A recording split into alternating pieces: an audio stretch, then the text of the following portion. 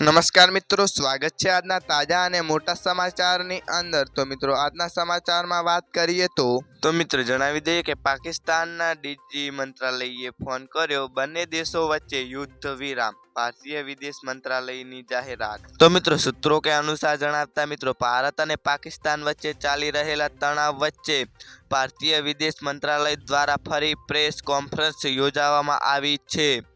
આ દરમિયાન ભારતીય વિદેશ સચિવ વિક્રમ મિશ્રીએ કહ્યું કે ભારત પાકિસ્તાનમાં યુદ્ધ વિરામ લાગુ થઈ ગયું છે। ભારતે પોતાની શરતો પર યુદ્ધ વિરામ લાગુ કર્યું છે।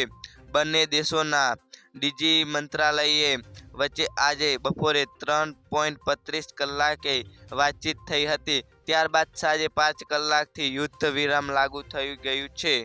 જી હા મિત્રો, આજના માટે આટલું જ। મિત્રો અમારી ચેનલમાં નવા હોય તો અમારી ચેનલને લાઇક, શેર અને સબસ્ક્રાઈબ કરી લેજો। ધન્યવાદ।